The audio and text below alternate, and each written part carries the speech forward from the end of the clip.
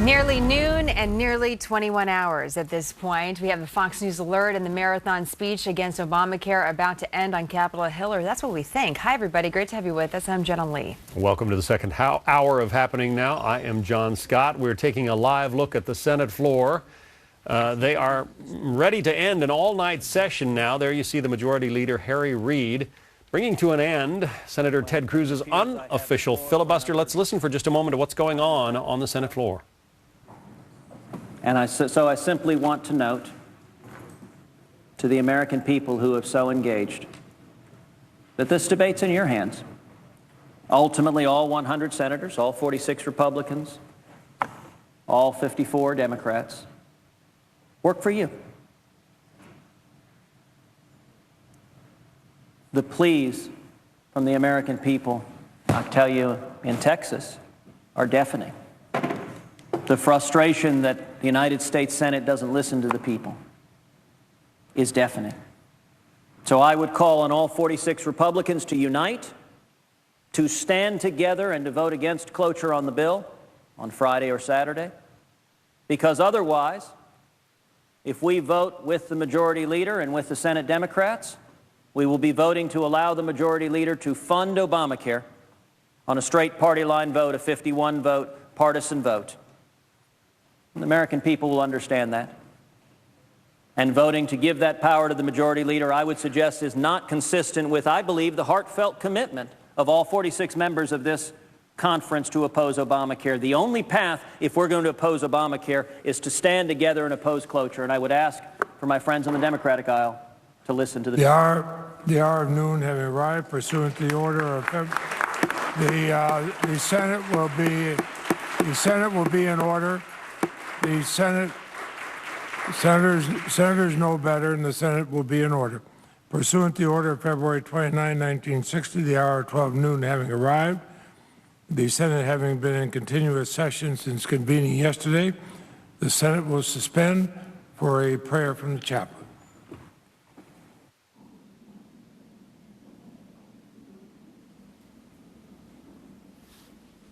Well, so that ends, apparently, Senator Ted Cruz's filibuster. He and his allies took to the floor for 21-plus hours to prevent the Senate from moving forward on a spending bill that excludes the provision to defund Obamacare. He blasted the president's signature piece of domestic legislation during that 21 hours, even questioning why, if the White House thought it was so terrific, it decided to delay a key part of it, the employer mandate. Listen. Mr. President, if the representations that so many members of this body make to the American people were true, that Obamacare is terrific, is wonderful, then I would think the president would be eager to have it kick in before the election. If it were a good thing, you would want the good stuff to happen before the election and not after the election. And the fact that it was moved for big businesses is an indication of just how badly this law is failing. But the 21-plus hours of political theater, not without some lighter moments, with Senator Cruz bringing up Dr. Seuss and Star Wars. I do not like green eggs and ham. I do not like them. Sam, I am. Jay said, redneck rule number one. Most things can be fixed with duct tape and extension cords. That's actually very true. The camel's hair brush is made of squirrel fur. I wondered if at some point we were going to see a tall gentleman in a mechanical breathing apparatus come forward and say in a deep voice, "Mike Lee, I am your father." I'm happy to yield for a question without yielding the floor. How are you doing? I thank the senator from Kansas, and I will tell you I am doing fabulous. Well, it wasn't all fun and games with Senator Cruz going after members of his own party, slamming Republican leadership. This is the first time I've seen when Republican leadership is actively whipping the Republican conference to support Harry Reid and give him the power to enact his agenda. I've never seen that before.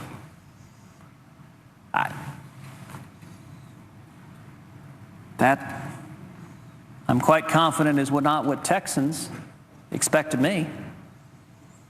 And I'm quite confident when each Republican goes back to his or her home state, it's not what our constituents expect of us. And I'm also quite confident that if and when we return home and stand in front of our constituents, if we're asked, Senator, why did you vote yes on cloture to give Harry Reid the power to fund Obamacare to gut the House continuing resolution? None of us were elected by our party leadership. We've got a different boss. So any Republican who casts a vote for cloture is saying, yes, I want Harry Reid to have the power to do that, and then I'll vote against it once it no longer matters, once it's a free symbolic vote. Well, those snippets, some of the highlights you might have missed in that 21 hours of discussion there on the floor. Joining us now, Juan Williams, Fox News political analyst, and Michael Barone, senior political analyst at the Washington Examiner and a Fox News contributor. Michael, you've been around Washington a long time, seen a lot of things. What do you think about what Senator Cruz is now ending, 21 hours of a non-filibuster filibuster?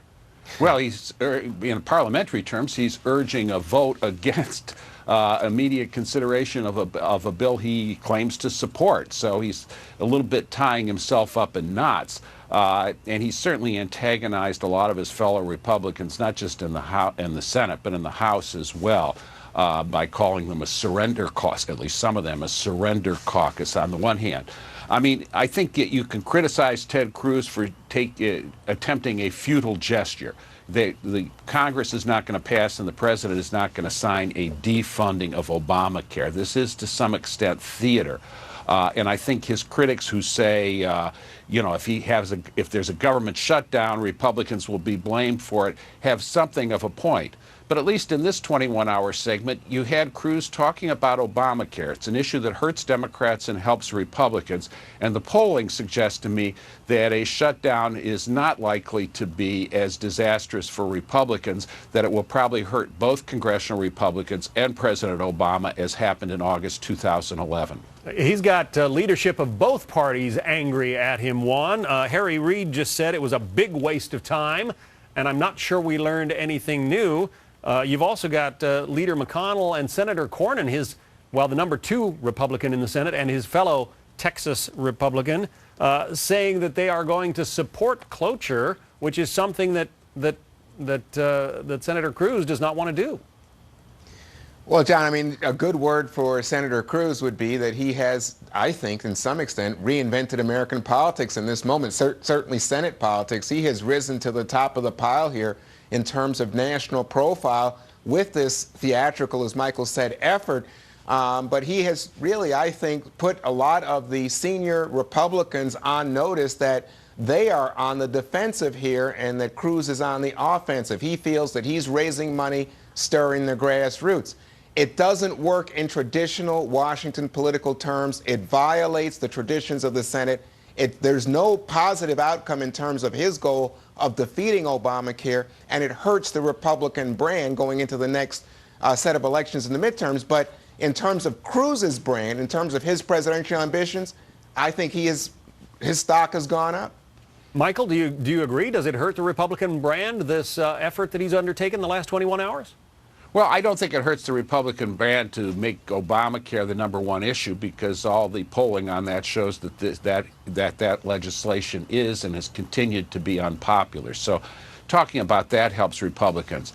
If you're put in the posture of threatening to shut down the government, that's a negative posture for the party, and the Republicans can be portrayed as hard-hearted people who don't care about helping people and are allowing the government to shut down. The Pew poll suggests that that damage would not be huge. 39% say they would blame congressional Republicans in case of a shutdown. 36% say they blame the president. And that's a little extraordinary, because usually individuals poll a lot better than groups, especially groups widely detested like congressional Republicans. But it does say that there's some negative for the Republicans in doing this. Juan, as you well know, what Senator Cruz has been advocating all along is fund the government, pay for everything, just don't pay for Obamacare. I mean, that argument resonates with a lot of people. No, according to the polls, John, it's pretty overwhelming. Even people who don't like Obamacare It's almost now, I think, 60% of Americans say this doesn't make sense to shut down the government over Obamacare. At this point, they say, you know, it's Right, going but to happen. he's saying so keep it let open. it happen and see happens. He's saying keep it open, keep the government open, just don't pay for Obamacare. Right. That's Well, what I'm saying. People oppose. All right. Juan's right about the polling on that. They do. Most people do support delaying Obamacare a year, and 92% support eliminating the special treatment that the Obama administration is giving congressional members of Congress and congressional staffs. Republicans don't have enough Republican votes to bring that up because a lot of people want to protect themselves and their Gentlemen, staffs. we have to say goodbye. We can't go on for 21 hours like Senator Cruz, but we thank you both for being here. Michael Barone, Juan Williams, thanks. You're welcome, John. Well, the 21-plus-hour speech is not even enough to crack the top 10 of Senate all-nighters, with the longest one ever clocking in at more than 125 hours. It was back in 1960. The topic was civil rights. Nearly 3 decades later, the Senate Election Campaign Act sparked another marathon session at 57-plus hours, that beating out the all-nighter that started it all back in 1915 on the Ship Purchase Act. More recently, in 2003, lawmakers talked for 53-plus hours on judicial nominations. And rounding out the top 5 marathon speeches in the Senate, one in 1954 on the atomic energy bill. 21 hours still seems impressive. Yeah, pretty impressive.